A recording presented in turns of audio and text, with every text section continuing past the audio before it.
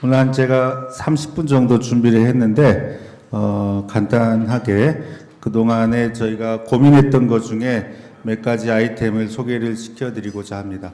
제목을 컴팩 스마트시티라는 내용으로 잡았는데 이게 이제 조금 생소한 이야기일 수도 있습니다. 스마트시티라는 말은 우리가 많이 해왔는데 왜 앞에 컴팩트를 붙였느냐? 라는 것들이 이제 저희 그 고민의 시작이 점이었어요. 그래서 18년 초부터 이제 제가 SH에 와서 일을 하기 시작을 했는데, 그때 이제 18년 6월 달에 지방선거가 있었습니다.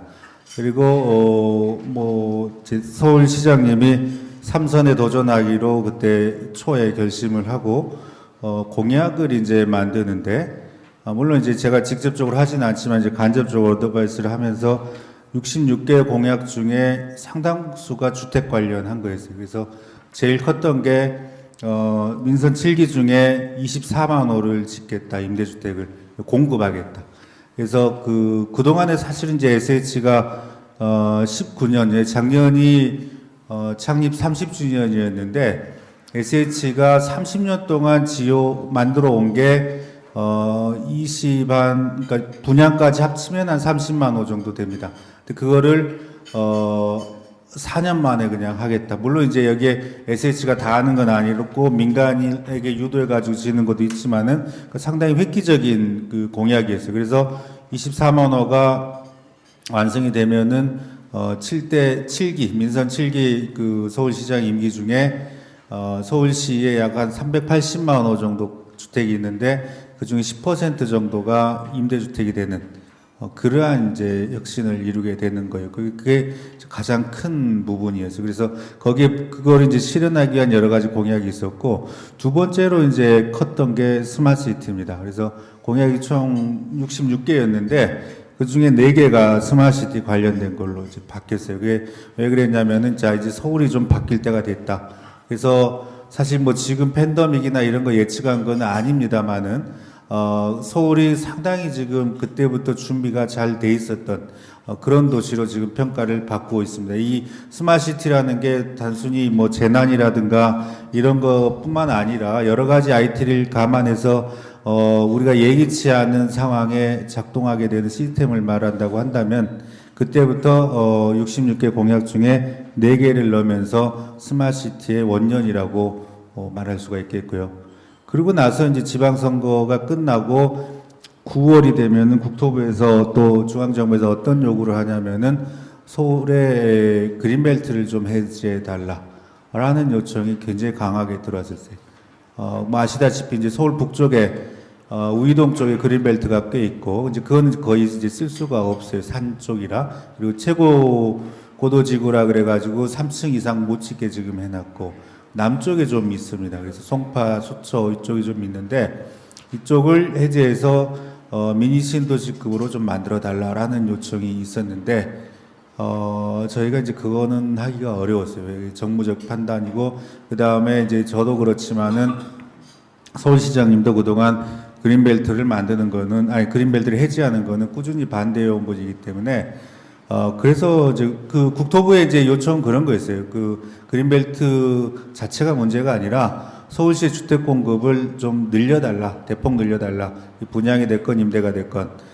그래서 이제 그런 요구, 그러니까 그때 이제 한참 집값이 뛸 때니까 그랬던 거죠. 그래서 저희가 대안으로 생각했던 게, 그래서 대안으로 만들어 놓은 게, 그린벨트를 해지해서 주택을 짓는 대신에 그동안 저이용됐던 토지들, 예를 들어서 물재생센터라든지, 그 다음에 빗물펌프장이라든지, 철도 차량기지라든지, 심지어 도로 위까지, 이렇게 해서 저이용된 토지들을 적극 개발해서 그 위에 주택을 짓겠다라는 계획을 발표를 했었습니다. 그래서, 여기에는 이제 조만간 이제 발표를 할 텐데, 임대주택의 일부 재건축까지도 이제 포함이 됩니다. 그렇게 해서 국토부가 요청했던 물량보다 훨씬 많은 물량을 우리가 공급을 하겠다라는 계획을 18년 말에 저희가 발표를 하고 그 중에 일부가 이제 서울시에 추가 8만 호를 공급하겠다. 그래서 24만 호 플러스 8만 호, 32만 호가 되겠죠.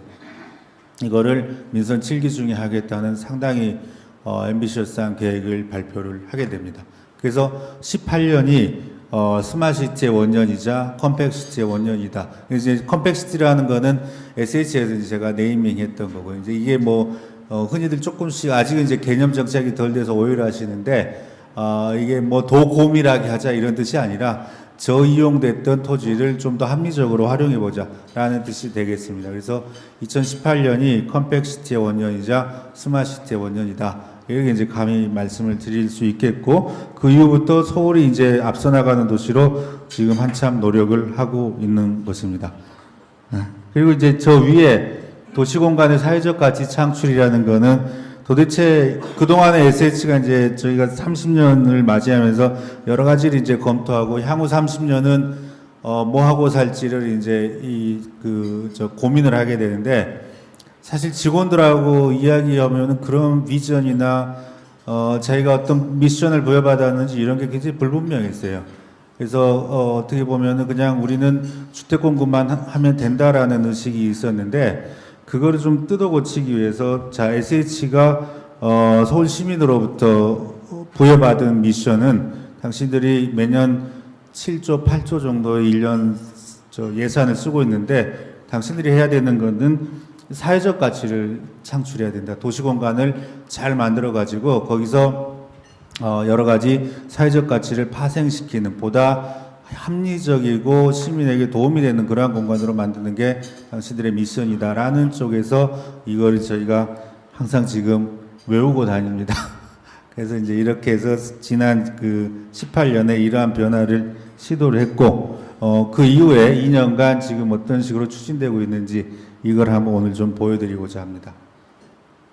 자, 이 그림은 굉장히 낯익은 그림인데요. 이 100년 전의 그림입니다. 그래서 1908년에 포드사에서 생산했던 모델 T가 이렇게 대량 생산돼서 공급되는 장면인데, 포드라는 사람이 자동차를 제일 빨리 만든 사람도 아니고 제일 먼저 만든 사람도 아니지만은 1910년대 이후에 당시에 미국 중산층 근로자가 6개월 동안 저축하면은 이 차를 한 대 살 수 있을 정도로 아주 싼 가격에 만들어내게 됩니다. 그래서 이때부터 도시가 상당히 많이 변모를 하게 되고, 특히 이제 1916년이 되면은 뉴욕에서 조닝이라는 거를 시도하게 됩니다. 그래서 도시를 용도에 따라서 나누는, 그러니까 대도시로 바뀌게 되는 그러한 것들이 사실은 이제 포드가 만들어냈던 이런 T 모델의 기인함바가 굉장히 크다고 봅니다. 그래서 나타난 게 이러한 외곽의 교외 신도시들, 엄청나게 큰 도시들이 만들어지고, 그 전 세기에서는, 그러니까 19세기에서는 상상하지 못했던 공간들이 도시 안에 들어서게 되고, 직장하고 주택을 명확하게 분리하는 그러한 시도들이 나타나게 됩니다. 이거는 이제 이러한 생활 방식은 미국에서 시작을 해서 전 세계로 퍼지게 되고, 우리나라도 예외가 아닙니다. 지금 통계를 보면은 서울에서 통행하는 사람들이 대략 1시간 반 정도 거리까지는 감내를 하고 있습니다. 편도 1시간 반 정도는 감내를 하고 서울로 들어가고 있다 보니 이 외곽의 신도시들이 그동안 계속해서 공급이 돼 왔던 거고요. 이 전제는 이제 그랬습니다.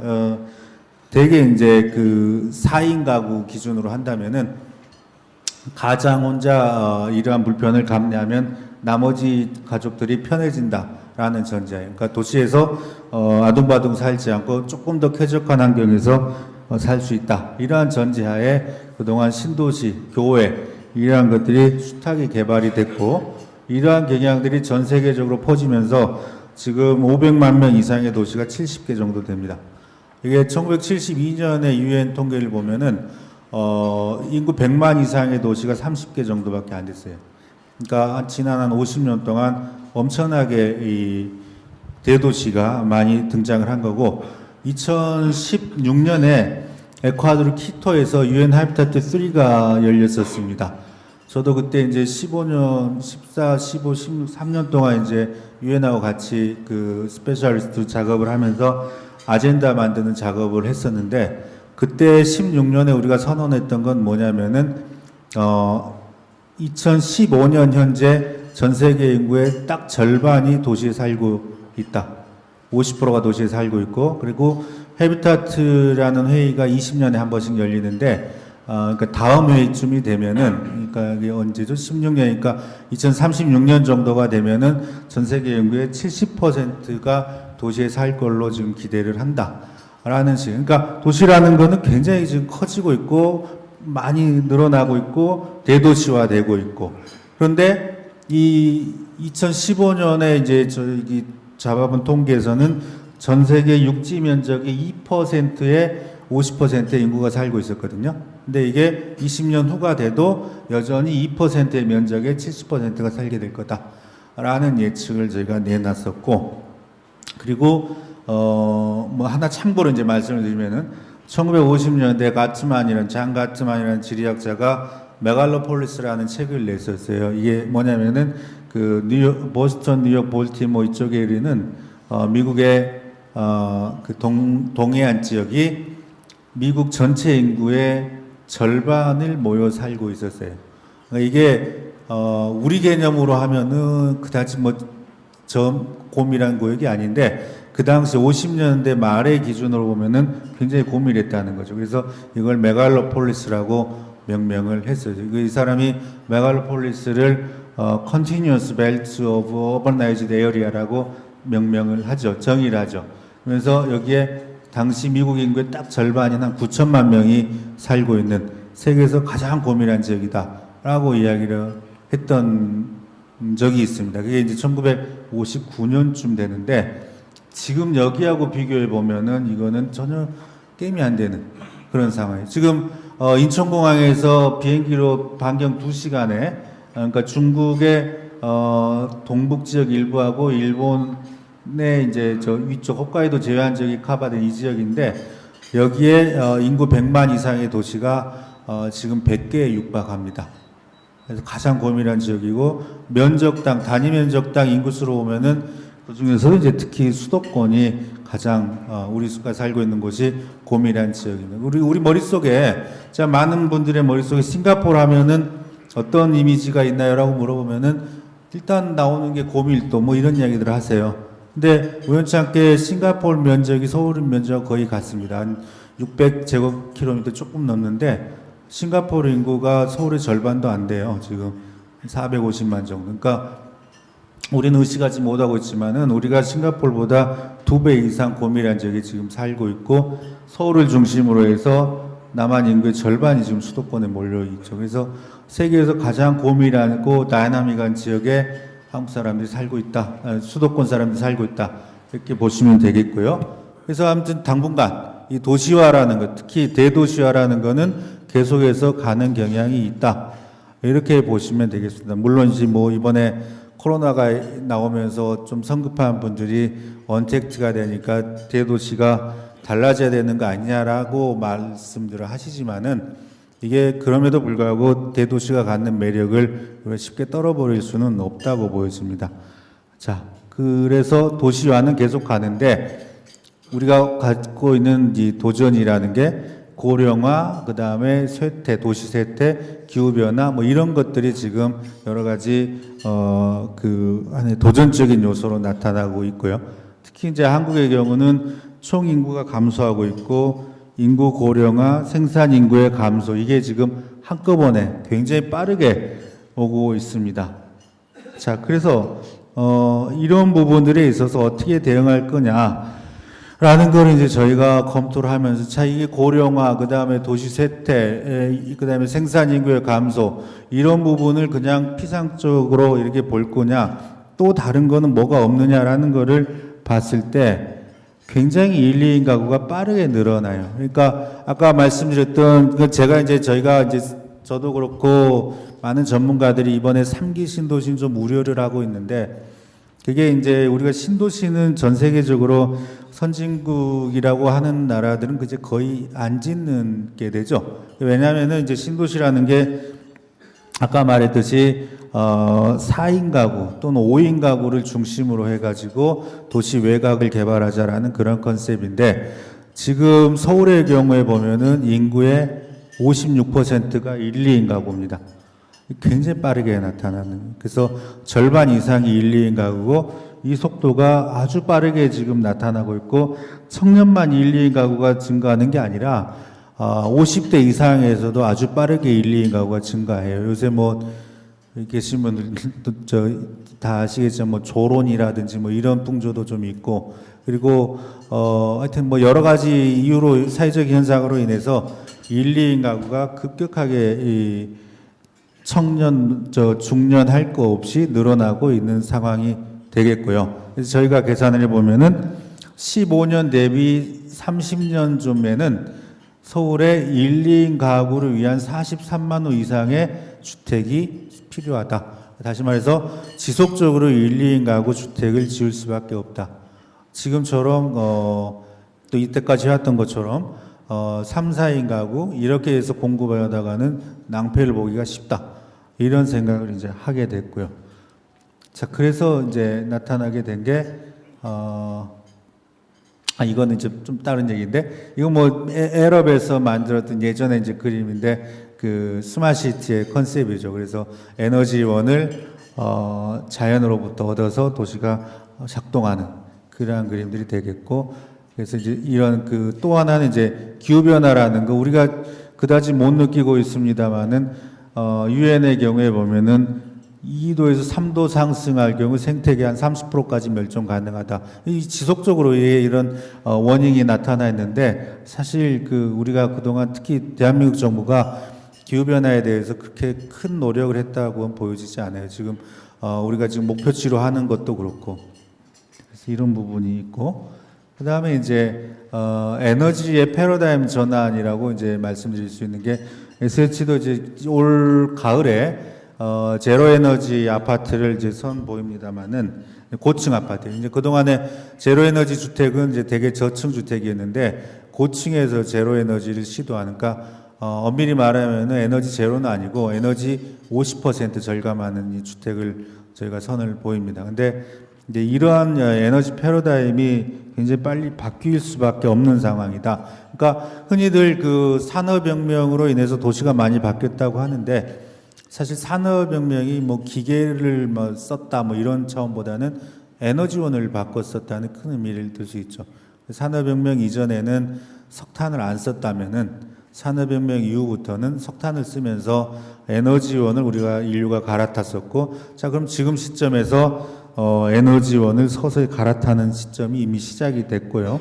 그리고 이렇게 봤을 때 아까 이제 에럽에서 보여드렸던 그런 그림들, 또 이런 그림들, 그러니까 자연 에너지에 또 신재생 에너지에 상당히 의존하는 이런 쪽으로 우리가 갈 수밖에 없다라는 이런 게 있습니다. 그러니까 스마트시티라는 게 결국은 에너지라는 거를 한번 깊이 생각하면서 가야 되는, 그리고 그것들이 지금 인구 구조의 변화에 어떻게 대응해야 될 건지 이런 부분들이 논의가 안 되면은 알맹이가 좀 빠져버릴 수밖에 없다라는 생각을 하게 되는 거예요. 그래서 이제 SH가 30년 맞이하면서 저희가 여러 가지 고민을 했을 때 첫 번째로 서울의 1, 2인 가구가 다른 도시보다 굉장히 빠르게 증가하고 있다.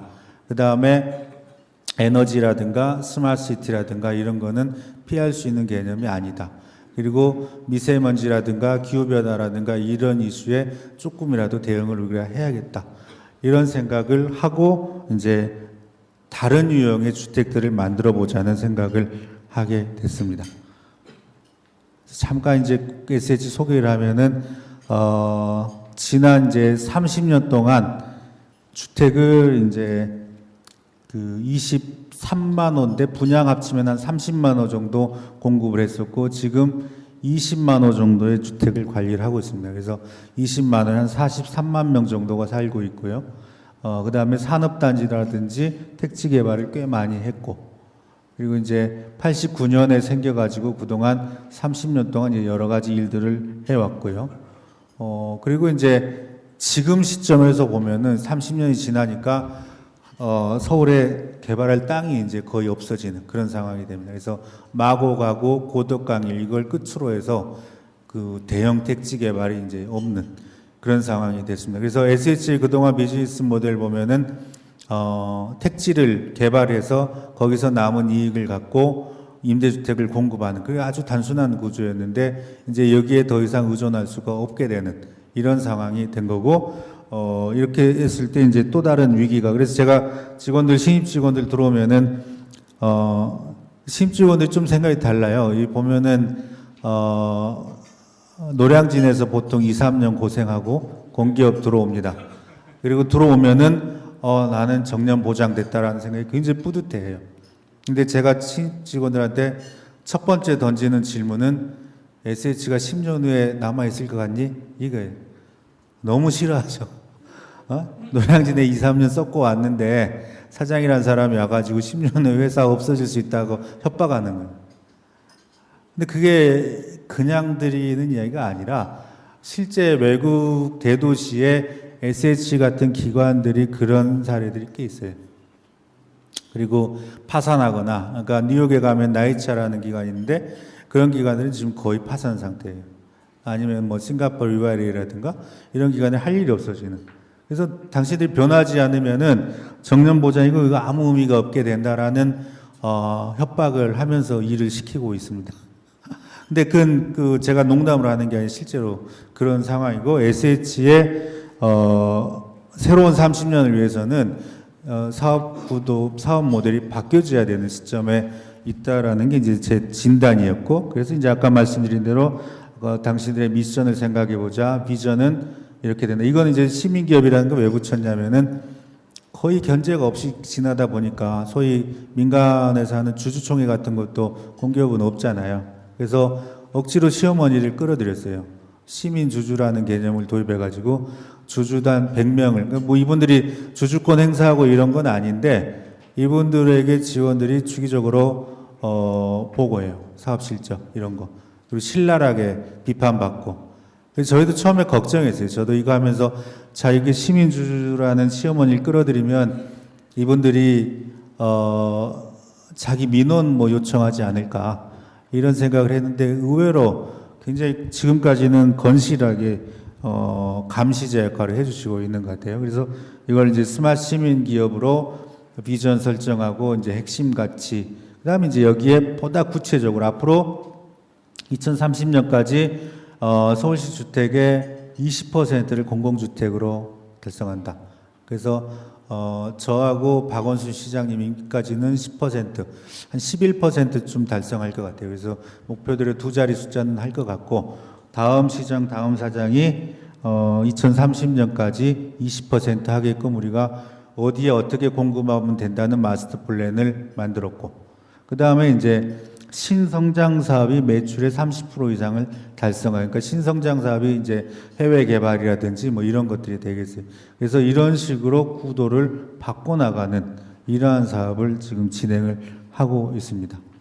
자, 그래서 그때 이제 19년 초에 비전 선포를 했었고, 그러고 나서 이제 19년 초부터 본격적으로 시장에 선보인 게 이 청신호라는 게 되겠습니다. 청신호는 아까 1, 2인 가구에 대응하는 겁니다. 청년, 신혼, 홈의 약자인데, 그동안 이제 SH가 1, 2인 가구는 뭐 거의 신경을 안 써왔는데, 젊은 사람들, 신혼부부를 위한 1, 2인 가구를 우리가 본격적으로 개발을 한다. 그리고 이거 할 때 이제 직원들한테 항상 이야기했던 게, 제가 SH 와서 그 여러 가지 민원을 봤는데 가장 충격적인 게 뭐였냐면은 SH 로고를 지워달라는 민원이 그렇게 많았어요.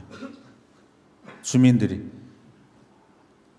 그래서 이게 처음엔 무슨 소리인지 제가 잘 몰랐어요. 로고가 좀 촌스럽다는 생각인가. 근데 그게 아니라 임대주택에서 하는 게 싫다. 그래서 SH 로고를 지워달라 또는 안 보이게 아주 조그맣게 해달라. 그래서 야, 이게 뭐냐. 근데 우리가 시대를 거슬러 올라보면은 2000년대 초반까지만 해도 주공 아파트가 튼튼하다라고 그랬었어요. 그죠? 근데 지난 한 20년 동안 이게 민간에 완전히 그 역전이 되는 그러한 상황이 있어서 이걸 어떻게 타개할 것인가를 하는 것 중에 하나로 그 토요타에서 렉서스가 나왔듯이 우리는 1, 2인 가구는 지금까지 개념하고는 전혀 다르게 짓는다. 그리고 돈이 좀 들더라도 우리가 품질 관리나 이런 거를 철저하게 한다. 라는 생각으로 다른 브랜드를 만들었어요. SH 브랜드 가지고는 도저히 안 되겠더라고요. 이 포지셔닝 자체가. 그래서 나온 게 청신호예요. 아까 말씀드린 대로 청년 신호 홈. 이것도 처음에 저 젊은 세대 취향에 맞춰가지고 그 영어로 했었어요. 그 이제 영문으로 뭐 무슨 프루전 영어가 아니구나. 하여튼 뭐 이런 식으로 이제 좀 팬시한 이름으로 저희가 브랜드 장명을 했는데 해필 그때가 2018년이 세종대왕 탄신 600주년이어가지고 저희가 이걸 발표하려는 순간 문체부에서 공문이 왔어요. 올해는 영어 쓰시면 안 됩니다. 그래서 이거 어떻게 시간 없고, 예. 그래서 이거 사실 제가 장명했었어요. 야, 그럼 청년 신혼 앞에 한자씩 하고 뒤에 지포자가 됐건 홈이 되건 이렇게 하자. 또 해놓고 보니까 또 그럴듯해요. 그래서 아주 급하게 만들었지만은 청신호가 지금 이렇게 탄생을 했었습니다. 자, 그래서 이거는 이제 타겟을 4개로 잡고 있는데 청년, 그러니까 이게 대학생이나 취업준비생 또는 사회초년생 그리고 자녀가 없는 부부 여기까지가 대부분이에요. 사실 결혼해도 자녀를 잘 안 낳죠. 그리고 이제 자녀를 낳는 부부 이 다둥이 넣어놨습니다만 이런 경우는 거의 없고 저희가 이제 이런 정책까지 있어요. 지금 결혼을 해가지고 출산을 하면은 같은 비용으로 더 넓은 집으로 옮겨주는 정책이 저 작년부터 하고 있는데 그래도 뭐 잘 안 낳죠. 뭐 집 그것 때문에 더 낳지는 않으니까. 그래서 대개의 타겟은 여기까지. 그리고 이 타겟도 있는데 이렇게 돼주면 이제 고마운 거고 이런 정도입니다. 자, 그래서 청신호는 3가지의 컨셉을 갖고 있는데 이게 한 평 더 이것도 한면도로 지금 저희가 표기할 수밖에 없는데 처음에 출발할 때는 한 평 도로 했었어요. 그랬더니 또 문체부에서 공문이 와가지고 일본어 쓰시면 안 됩니다. 그래서 하여튼 그렇다고 뭐 3.3제곱미터 더 이렇게 하기도 어려워서 한 면 더. 그러니까 기존의 공간을 효율적으로 써가지고 예를 들어서 이제 저런 거예요. 지금 20대, 30대가 일주일에 가장 돈 냈고 자기 돈 냈고 많이 사 먹는 음식이 뭔지 아세요 혹시? 여기 계시는 분들 아마 거의 모르실 것 같은데 혹시 아세요? 어떻게 아세요? 역시 건설 포럼이라 다르네. 예, 커피입니다. 커피를 가장 많이 사 먹어요. 밥빵, 삼각김밥 이런 거 아니고 커피를 많이 사 먹고 집에서 조리하는 횟수는 거의 제로에 가까워요. 자, 그런데 우리 주택을 보면은 1인 가구도 어김없이 한쪽 면이 다 싱크대예요. 주방이. 돈만 많이 들고. 근데 이걸 주방을 다 없애버리고 하려니까 지금 주택법에 어긋나죠. 우리나라 주택법이 지금 상당히 시대에 뒤처져 있는 거예요. 주방도 있어야 되고 화장실도 있어야 집으로 인정을 받습니다. 그래서 주방은 싱크대나 이런 거는 다 없애버리고 인덕션만 놓는 그러면 공간이 늘어나겠죠. 그래서 이제 그런 식의 아이디어. 그 다음에 한 칸 더는 뭐냐면은 수납 공간이 제일 필요해요. 집이 좁다 보니까. 그래서 수납은 집안에서 해결하는 것도 있지만은 공동 수납, 지하 같은데 그렇게 넣고 한 걸음 더는 이제 커뮤니티 공간 이렇게 되겠습니다. 그래서 이게 이런 식의 평면을 한 30개쯤 개발을 했어요. 그래서 아까 이제 이게 제일 작은 건데 20스퀘어미터예요. 이 주방을 없애요. 이게 그러니까 형식적인 주방만 놓고 그러면 이쪽 공간이 생기고 이쪽에 가구는 다 빌트인입니다. 그리고 침대는 접혀지는 이런 식의 이 평면들을 나머지도 이제 29스퀘어 뭐 이런 식으로 해서 여러 가지 것들을 만들고 가변형 벽체라든가 뭐 이런 거. 그러니까 뭐 어떤 분들이 이제 이런 질문을 해요. 주방에는 싱크대 없으면은 뭐 커피 마시고 그릇은 어디서 씻느냐. 여기 이제 세면대를 그래서 이제 이 파우더룸으로 바꿔내요. 여기서 같이 씻을 수 있게. 이렇게 해서 이제 이건 이제 신혼부부예요. 이거 만약에 애를 낳으면은 애를 낳다가 이 가변형 벽이 생기고 뭐 이런 식의 평면 개발을 좀 했었고, 그 다음에 이제 수납 공간. 이건 이제 그동안 안 쓰이던 덕트 옆에 공간이고, 밑에 또 지하에 넣고, 그리고, 이제 아무래도 좁다 보니까 친구들 왔을 때나 이럴 때 뭐 이게 없잖아요. 그리고 제일 이제 이 친구들이 이 집에서 가장 절실하게 원하는 게 뭐냐면은 에어컨이에요.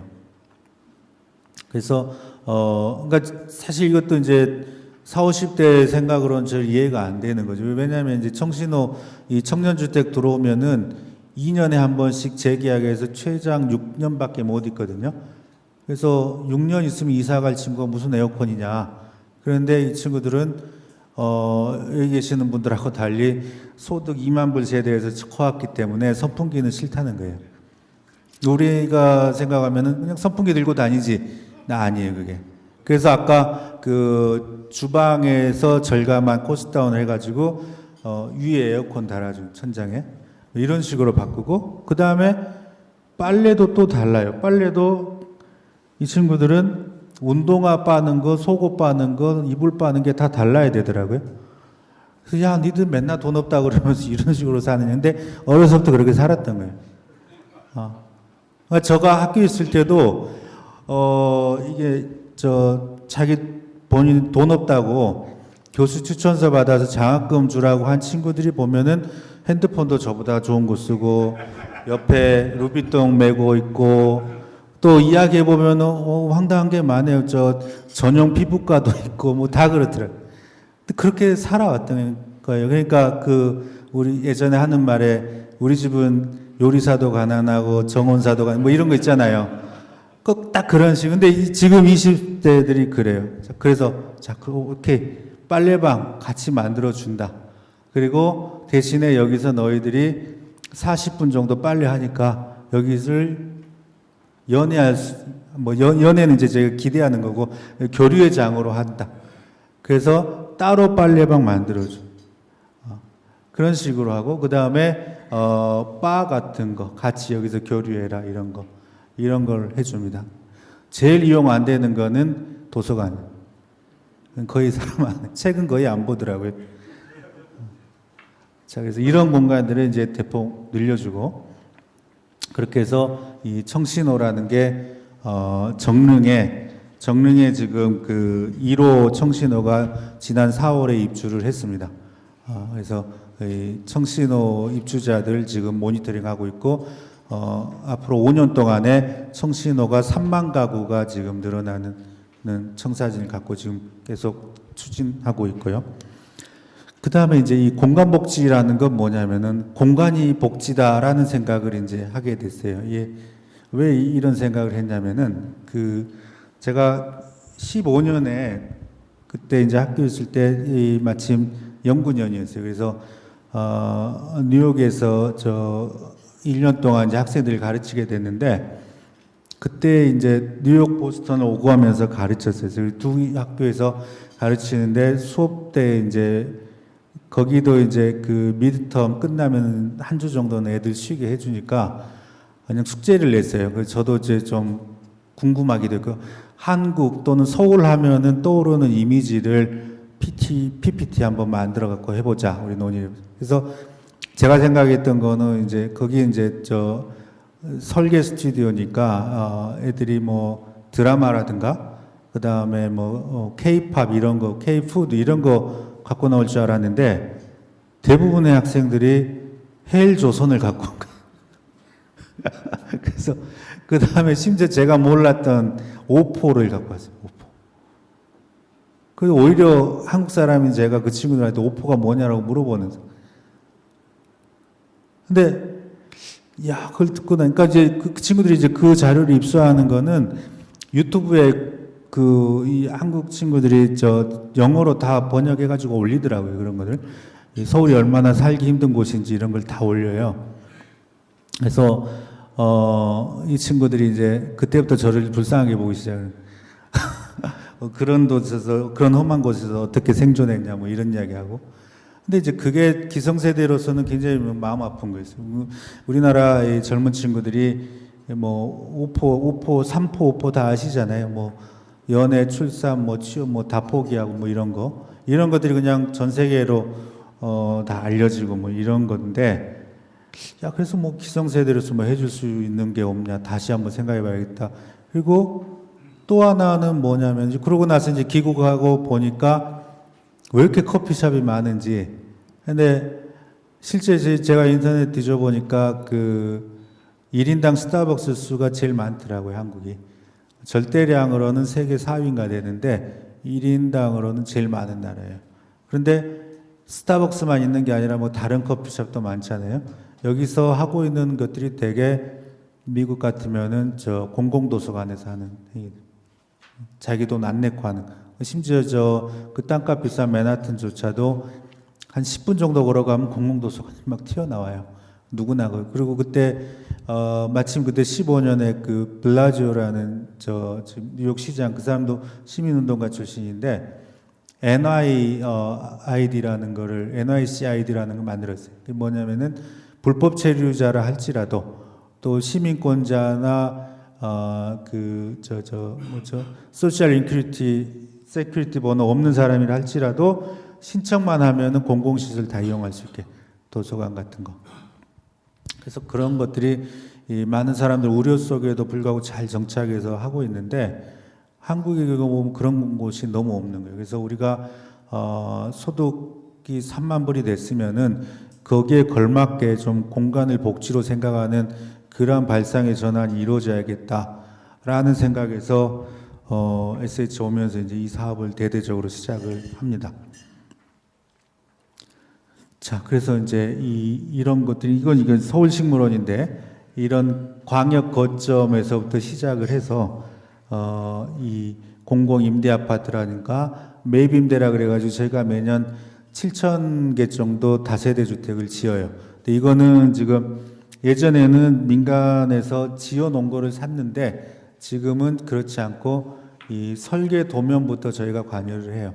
그래서 청신호 건축가들이 관여를 해서 감리를 하고 이제 짓는데 이런 것들, 그 다음에 또 일부 산업단지, 마곡이나 고덕이 하고 있고, 그 다음에 이제 최근에 하고 있는 것들을 좀 이따 보여드리겠지만은 복합화 사업하고 빈집을 사들여요. 4년간 빈집을 1,000호를 지금 사들이고 있는데 이 빈집을 이제 다른 걸로 바꾸는 그런 작업들을 하고 있는데 여기에 이제 여러 공간들이 남죠. 또 짜투리 공간도 생기고 이런 것들을 최대한 활용을 해보자. 그래가지고 여기에 보시면 지금 시범 사업을 찍은데 이게 500m 곱하기 500m 그리드예요. 이 정릉인데 이 안에 이 다른 색깔 것들이 이 주민들이 원하는 이 공간 복지 시설이에요. 예를 들어서 조그만 도서관, 뭐 빨래방, 주민 커피숍, 그다음 뭐 지금 주택단지 편람에 안 나오는 여러 시설들이 많아요. 그래서 이런 것들을 저희가 조사를 해서 이 안에 저희가 갖고 있는 여러 그 아까 빈집이라든지 임대주택이라든지 매입임대라든지 이런 거에 반지 하나 1층 공간에 넣어주는 작업을 하고 있습니다.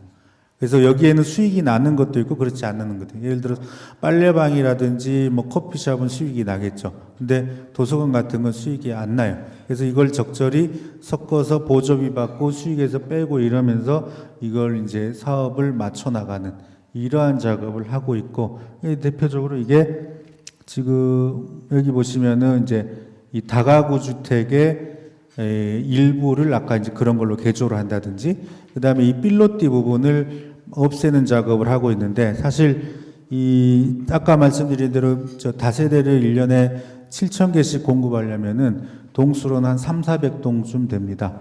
그런데 대부분의 이게 아주 티피컬한 형태예요. 1층이 필로티가 되고 2위에 집이서는. 우리 도시에서는 이런 것들이 늘어나면 늘어날수록 이 그라운드 플로어의 행위들은 다 없어져 버리는 거죠. 그래서 주택에 우리가 SH가 하는 이 주택들은 가능하면 필로티를 안 하고 주차는 다른 곳에 모아주는 그런 형태로 지금 진행하고 있고, 대신에 필로티는 주민시설로 쓰게, 아까 공간복지시설로 이런 작업들을 지금 하고 있고요.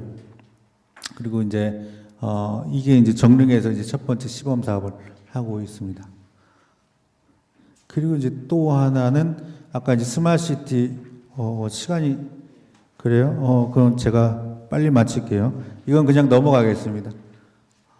이거는 이제 이 업계에 계신 혹시 관심이 있을지 모르겠는데 미세먼지 잡는 걸로 뭐 나무만 심고 이러지 말고 페인트 도료를 칠해 가지고 흡착을 해서 미세먼지를 최대한 줄여보자.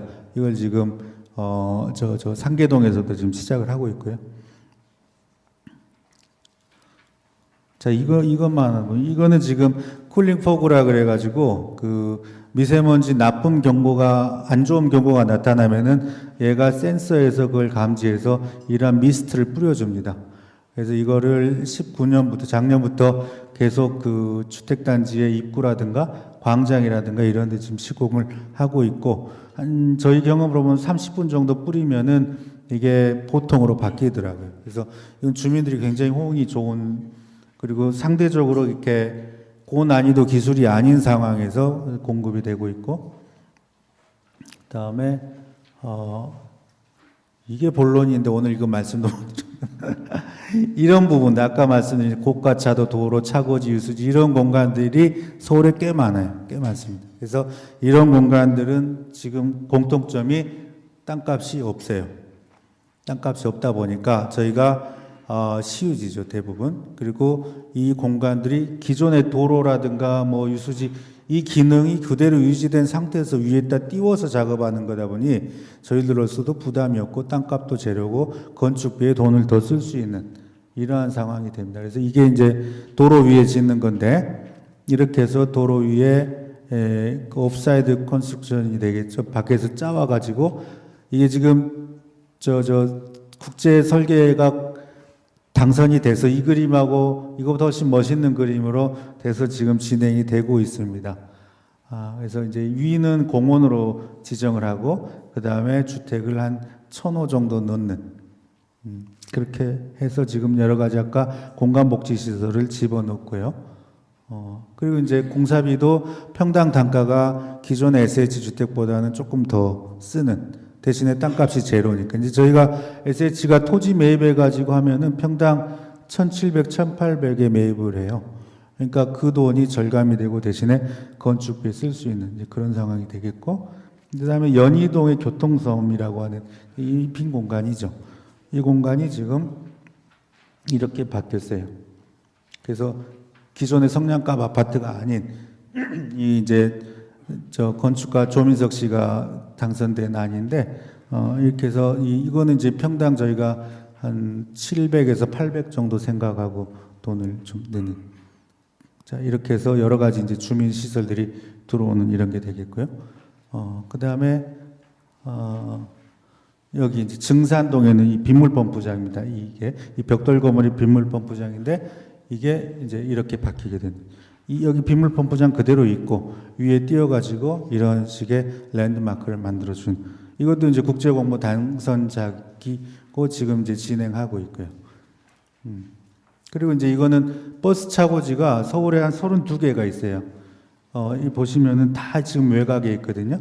외곽에 있는데 처음 만들 때는 이게 외곽이었지만은 지금은 다 주변이 주택단지가 됐어요. 그래서 주민들 민원이 아주 심해요. 특히 이제 제일 심한 게 소음이나 뭐 매연 말고도 빗공해 새벽에까지 차 왔다 갔다 하니까 그래서 이거를 차고지를 밑으로 가라앉히고 위에 주택을 짓는 그리고 여기를 공원화 시키는 이것도 얼마 전에 국제공모 당선이 돼서 저희가 추진하고 있고 한 885 정도 하는데 지금 시범적으로 2개를 지금 이미 들어갔고 차츰 넓혀갈 생각입니다. 그래서 이런 것들이 지금 아까 말씀드린 컴팩시티의 일환 그리고 공간복지 공급의 일환으로서 공급이 되고 있고요.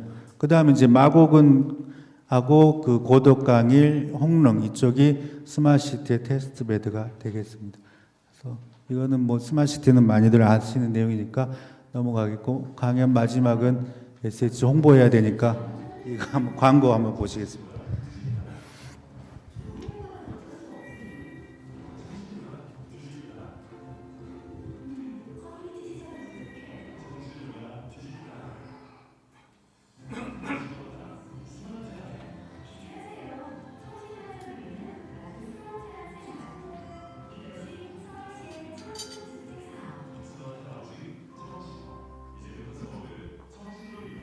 네, 감사합니다. 지금 스마트시티 강의 잘 들었습니다. 특히 저는 헬스 스타디 하고 있는 가연이 김영철입니다. 저희들 시간이 없어가지고 자세히 설명을 다 못하신 부분에 저희들이 결국 안티폴루션 그 관계에 있어서 녹색 공간인데 그게 지금 우리 그린벨트는 이제 없어져 가고 거기에 대해서 설명을 하실 시간이 없었습니다만 간단하게 주된 정책 내지 택틱스 쪽이 있으면 조금 저희들 리마인드하는 의미에서 부탁드리겠습니다. 그러니까 그린벨트 설명일까요? 아니면 미세먼지 대책일까요? 미세먼지 대책. 예. 미세먼지는 지금 아까 그림이 좀 빨리 지나갔는데 지금 9개의 대책을 갖고 있어요. 그래서 아까는 이제 제가 쿨링 포구만 간단히 설명을 드렸는데 미세먼지에 지금 가장 저희가 지금 저걸 해보고 있습니다. 뭘 하냐면은 어떤 게 가장 가성비가 큰가. 그래서 해보면은 그 단위 비용당 미세먼지를 그러니까 저희가 지금 목표치는 1년에 한 4톤 정도를 미세먼지를 잡는 건데 단위 비용당 가장 미세먼지 효과가 있는 거는 보일러를 교체하는 거더라고요. 그래서 그 보일러를 지금 교체하는 작업을 꾸준히 하고 있고, 그 다음에 이제 두 번째로, 비용 대비가 좋은 게 이제 이런 거예요. 이게 지금 SH가 한 520동 정도의 주택단지가 있는데, 이 측벽에 그 식물을 심어요. 아니, 심는 게 아니라 이제 앵커링해서 올려보내죠. 그러니까 앞에 전면부는 뭐 벌레 있고 이러다 보니까 여기에 이제 저희가 연구원에서 실험을 해서 이 벽면 측벽을 그러니까 어떻게 가장 흡착력이 강한가라는 거를 찾아내서 지금 하고 있는데 해보면 이제 흡착력이 가장 강한 건 이끼인데 이끼는 돈이 너무 많이 들고 관리가 힘들다 보니까 아이비나 뭐 이런 거를 가지고 심고 있고 아까 이제 앞에서 보여드렸던 이 페인트가 이제 곧 결과가 나오는데 이게 나오면은 이 저층부는 이거를 아이비를 심고 아이비를 앵커링해서 올리고 위는 페인트 도료를 칠하는 그런 생각을 지금 갖고 있고요. 지금은 지금 이것만 따로 하고 있어요. 그래서 이런 거가 이제 가성비가 좋고 그 다음에 또 괜찮은 게 이게 이제 공사장에서 많이 나오더라고요. 미세먼지가. 그래서 공사장에 그동안은 이 철판으로만 펜스를 했는데 지금은 여기에 이제 이렇게 화분 같은 거를 버티컬하게 붙여 놓는 거죠. 그래서 이 공사 끝나면 또 딴 데 가서 쓸 수 있고 이런 식으로 해서 이제 저희가 지금 하고 있고 이 분진 청소차도 여러 대 구입해서 지금 계속 돌리고 있습니다. 그래서 이게 대당 꽤 비싼 가격인데 이거를 공사장 옆에서 계속 흡입을 하게 지금 돌리고 있고요. 그래서 이런 여러 가지 것들을 9개 아이템을 집중적으로 쏟아 넣어서 저희가 지금 SH가 한 520개 정도 단지가 있고 한 40 몇 개 정도 현장이 있는데 그곳에서 계속 지금 투입을 하고 있습니다. 그래서 올해 말 정도 되면은 이제 그동안 1년간 몇 톤 정도씩 저감을 했는지가 나올 겁니다. 그건 조만간 발표를 드리겠고요. 네, 이봉랑 교수님. 예, 안녕하세요. 강의 잘 들었습니다.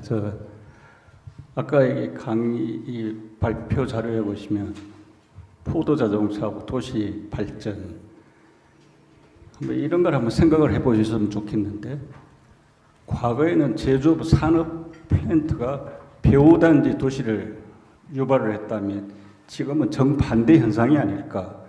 도시 자체가 일자리를 만들어내거든. 최근에 뜨는 언택트 비즈니스를 보십시오. 서울에 2012년 8월 17일인가 그때 박원순 시장님 만났더니 박원순 시장님 생각에는 서울의 인구는 딱 800만이면 적당하다고 말씀하셨거든요. 유감스럽지만 그렇게 안 될 거라고 봅니다. 계속 도시로 사람들이 몰려드는 이유는 일자리거든. 그렇다면 이 일자리를 만들기 위해서 공급을 어떻게 할 거냐. 서울만이 할 수 있는 건 아닐 거라고 봅니다. 경기도와 같이 연합을 해서 말하자면 지역 분담 방향을 계속 추진을 해 보시는 게 어떨까. 현재는 서울시만 단독 이렇게 하는데 이게 서울시만 좋아지면 다른 데 또 서울로 진입을 하거든요. 아마 그런 걸 좀 저는 좀 건의를 드리고 싶습니다. 감사합니다. 네, 감사합니다.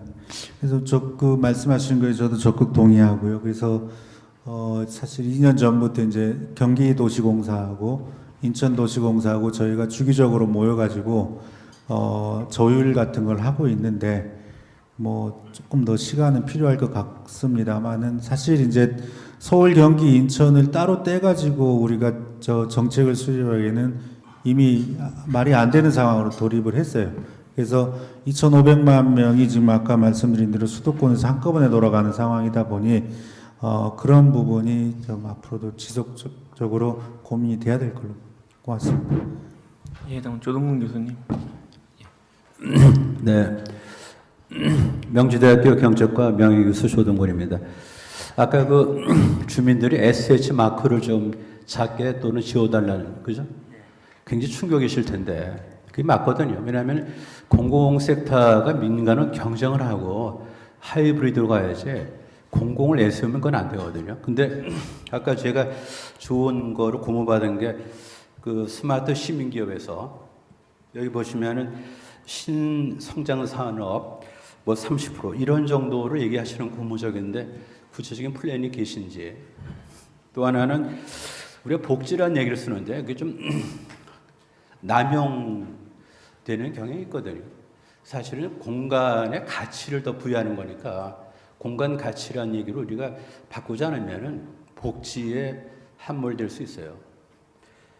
그다음에 또 하나는 제가 개인적인 생각인데 지금 아까 청신호는 참 좋은데요. 좋은 아이디어인데 공간을 좀 이렇게 바닥 면적을 줄이려면은 위를 높이면 되거든요. 그래서 예를 들어서 복층은 아니더라도 복층을 할 수 있는 정도면은 바닥 면적 줄일 수 있거든요.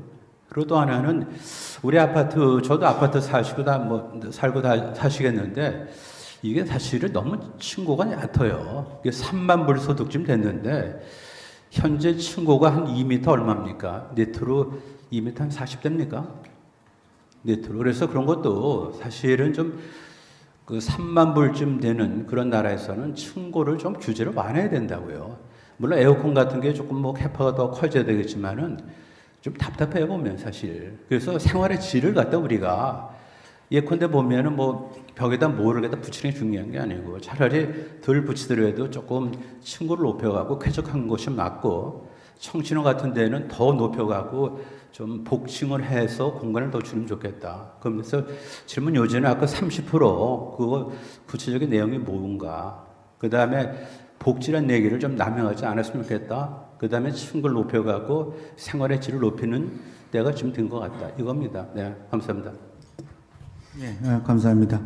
신성장 산업이 아니라 신성장 사업인데요. 아까 제가 말씀드렸듯이 그 택지 개발해가지고 거기서 남은 이익으로 임대주택 공급하는 게 이제 한계에 달했기 때문에 저희가 지금 최근에 진행하고 있는 몇 가지 굵직굵직한 것들은 공공 디벨로퍼라는 개념을 가지고 저희가 개발 사업에 같이 참여를 합니다.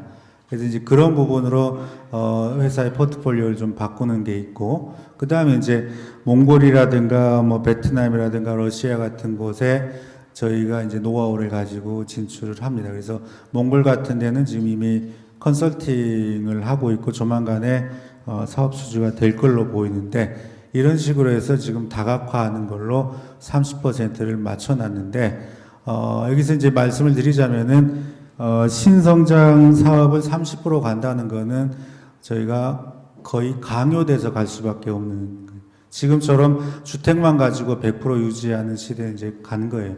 SH가 왜냐면은 그걸 개발할 땅이 없기 때문에. 그래서 택지 개발 플러스 주택 이게 아니라 택지 개발, 주택, 그 다음에 해외 사업, 공공 디벨로퍼, 뭐 도시 재생 이런 것까지 다각화하는 이런 말씀을 드린 거고, 다만 이제 아까 거기서 이제 구체적인 거는 못 보여드렸는데 그렇게 해서 지금 만들어 놨고요. 층고는 따로 지금 제한은 없습니다. 그래서 층고를 높게 할 수 있는데, 다만 이제 이렇게 되면은 건축비하고 유지관리에 비용이 많이 들기 때문에 SH뿐만 아니라 그러니까 공공뿐만 아니라 민간에서도 대략 2.3, 2.4를 유지를 하고 있는 것 같고 복층형에 대해서는 아까 청신호 할 때 저희도 스터디를 좀 했습니다. 근데 의외로 젊은 층조차도 복층형을 그렇게 선호를 하지 않는 것 같아요, 지금. 그래서 이거는 조금 아직은 여기 내놓기, 상품으로 내놓기는 좀 이르다 싶어가지고 접었던 측면이 있고요. 그 다음에, 예, 공간복지 말씀하신 거는 제가 잘 새겨 듣겠습니다. 고맙습니다. 예, 시간이 예, 마지막 했습니다.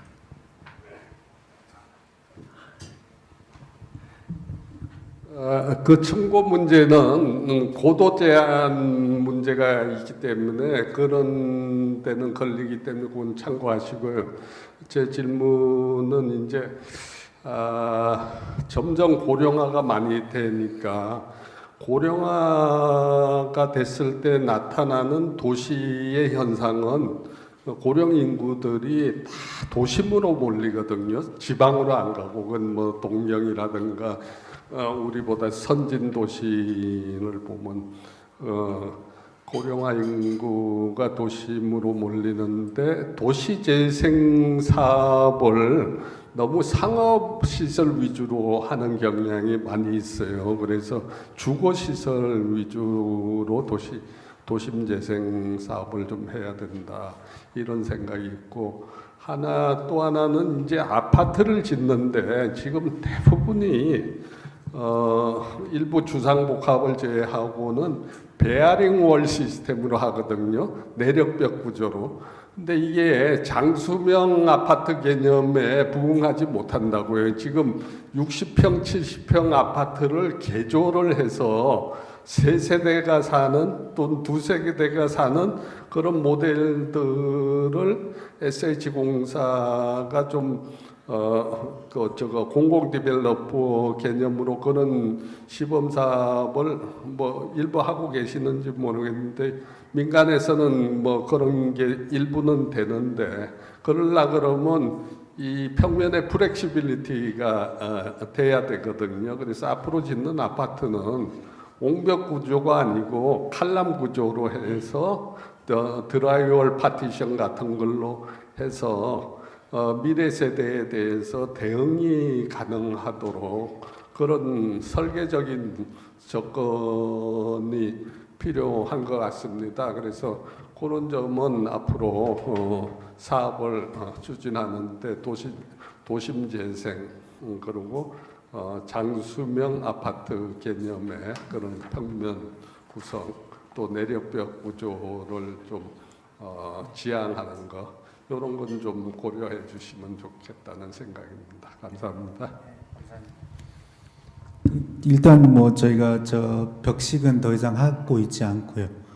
예, 그 다음에 말씀하신 대로 그 고령 주거의 요구는 굉장히 강하게 나타납니다. 그래서 저희 뭐 여담입니다만 아까 청신호를 런칭하고 났더니 바로 오는 민원이 노신호도 해달라고 왔어요. 그래서 제가 이제 꽤 많은 분들한테 왔어요. 그래서 이게 청신호 좀 정착하면 하겠습니다라고 답은 했는데 최근에 이제 관련 통계를 보면은 뭐 당연히 해야 될 것 같습니다. 그리고 여러 가지 사회 현상이 이제 변화가 있지만은 한국뿐만이 아니라 그 세계적으로도 특히 이제 여권이 강해지는 것도 이게 영향을 끼치는 것 같아요. 그러니까 지금 이제 노년기의 젊어든 분들, 그러니까 할머니들이 전 세계적으로 볼 때 굉장히 좀 목소리가 강해져요. 그래서 무슨 말씀이냐면은 집에서 뭐 밥하고 빨래하고 이건 안 한다는 거지, 할머니들이.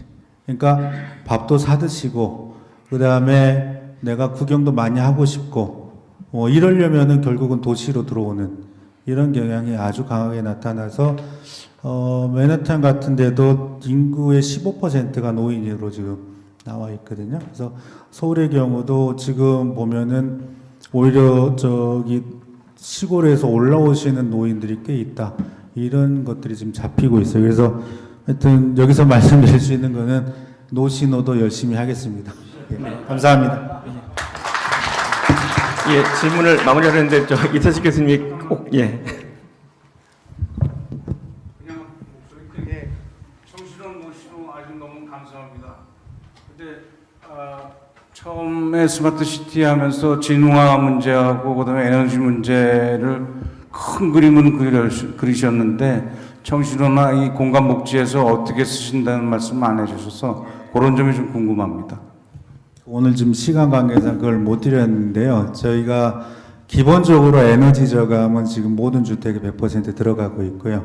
그래서 그것들을 이제 다만 이제 에너지 효율이나 이런 거를 높이려면은 아시다시피 초기에 공사비가 좀 들어가기 때문에 그 부분에 이제 적절한 선을 항상 좀 만들어내려고 노력은 하고 있고 에너지 효율이나 이런 것들은 기본적으로 100% 다 들어갑니다.